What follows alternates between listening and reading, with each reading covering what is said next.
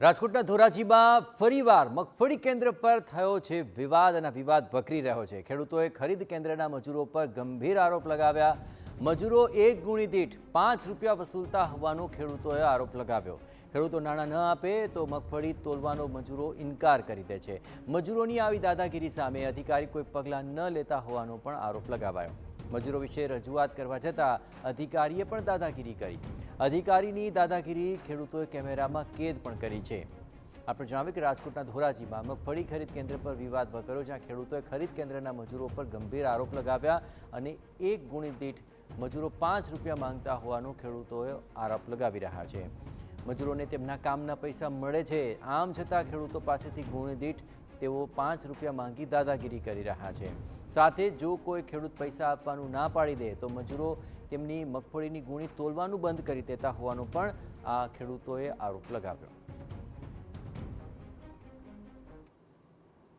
Sample લીધા પછી sample okay complete થઈ ગયું, કાંટો ચાલુ થયો, 3 ગુણી મગફળી જોખી અને બંધ રાખી દીધી। કીધું ભાઈ કેમ બંધ રાખી?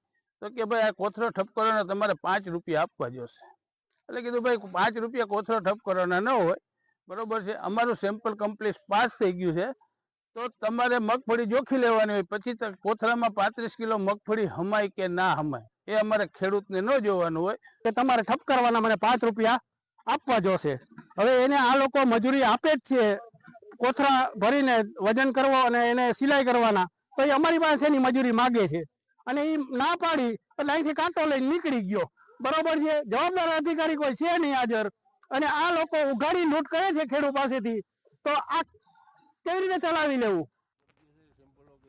આ સમગ્ર મામલે જ્યારે ખેડૂતોએ ખરીદ કેન્દ્રના અધિકારીને રજૂઆત કરી તો અધિકારીએ પણ ખેડૂતોને ઉદ્ધતતાપૂર્વક જવાબ આપ્યો, સાથે જ કેમેરાથી ભાગતા પણ જોવા મળ્યા। અધિકારીની દાદાગીરીનો ખેડૂતોએ વિડીયો બનાવ્યો છે। હવે મજૂરો ગુણી દીઠ પૈસા માંગવાનું બંધ કરે તેવી ખેડૂતોની માંગ છે।